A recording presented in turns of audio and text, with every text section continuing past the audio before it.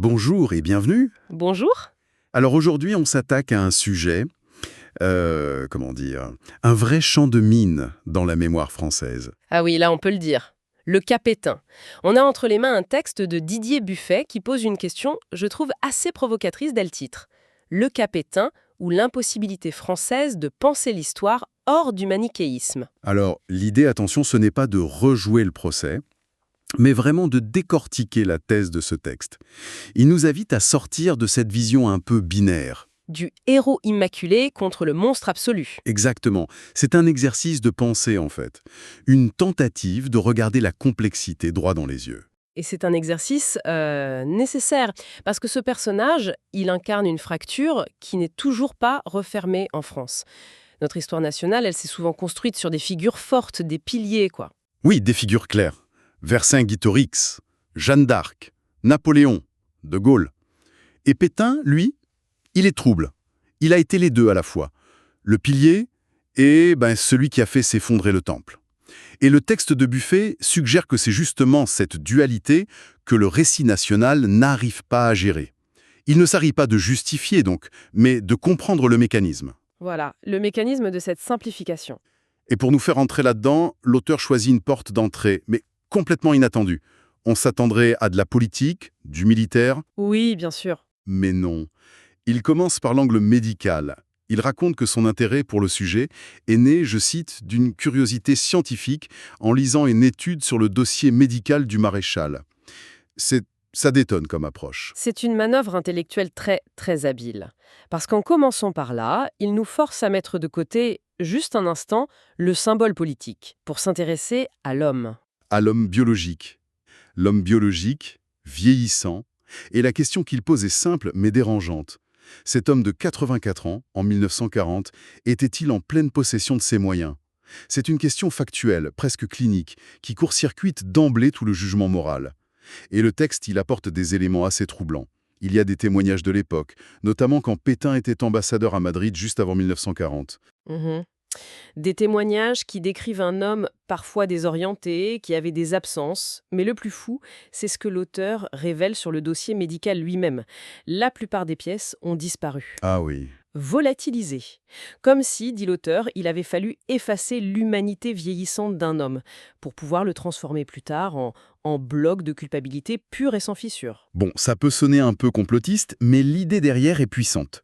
Que ce soit intentionnel ou pas, cette disparition, elle sert un récit. Pour qu'un personnage incarne le mal absolu, il faut que ce soit une entité abstraite, une volonté purement maléfique. D'accord. Si vous commencez à introduire la nuance d'un possible déclin cognitif, d'une faiblesse humaine, le bloc se fissure, la condamnation devient tout de suite plus compliquée. Et c'est exactement là où le texte veut nous amener. Ce bloc, cette image monolithique, c'est une construction. C'est une construction. Parce que l'histoire de Pétain, c'est l'histoire de deux vies qui se télescopent, et de manière violente. Oui, le contraste est saisissant. On a d'abord le Pétain d'avant 1940, le héros de Verdun, l'homme qui, selon le texte, était immensément populaire auprès des poilus. Oui, et pour une raison précise. Parce qu'il incarnait une doctrine militaire axée sur la préservation des vies, on est à l'opposé du général va-t-en-guerre. Il est présenté comme celui qui veut économiser le sang français, ce qui l'opposait radicalement à son élève, De Gaulle, qui lui prônait déjà l'offensive. Et ce point, il est capital pour comprendre la suite. Sa doctrine, ce n'est pas de la lâcheté.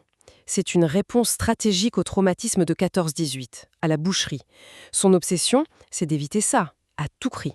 D'accord. Mais ce qui était une force en 1916 dans une guerre de position devient une faiblesse tragique en 1940 face à la Blitzkrieg allemande. L'homme n'a plus 58 ans. Il en a 84 ? Voilà.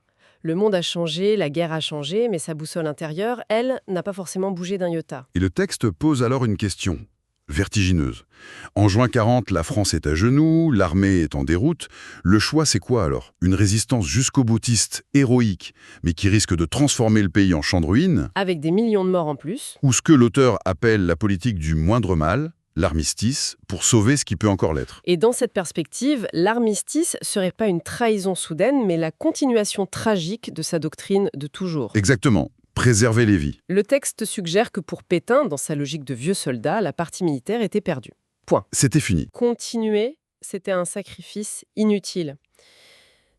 C'est une perspective terrible, hein, mais qui permet de voir la décision de 1940 non comme un acte de folie, mais comme un choix cohérent avec le passé du personnage. Un choix qui s'est avéré catastrophique, bien sûr, mais un choix qui avait sa propre logique interne. Bien sûr, et c'est là que ça devient vraiment complexe. Parce que cette logique, même si on la comprend, elle mène directement à Vichy, à la collaboration. Aux lois antisémites, oui. Comment le texte gère cette contradiction? On ne peut pas juste dire il voulait sauver des vies et ignorer les crimes, qui eux sont bien réels. C'est le point de bascule de l'analyse, et elle est subtile. Le texte ne cherche surtout pas à exonérer. Surtout pas. Il cite l'historien Robert Paxton, La référence sur le sujet. la référence absolue, pour bien marteler que Vichy a pris de lui-même des initiatives terribles, notamment sur la question juive. L'argument, ce n'est pas Pétain n'est pas responsable, mais plutôt de quoi est-il personnellement et consciemment responsable. Il déplace la focale de l'homme symbole vers la machine administrative. La fameuse bureaucratie zélée. Voilà, cette bureaucratie qui, elle, n'était ni vieille ni désorientée. L'auteur écrit que c'est une illusion commode.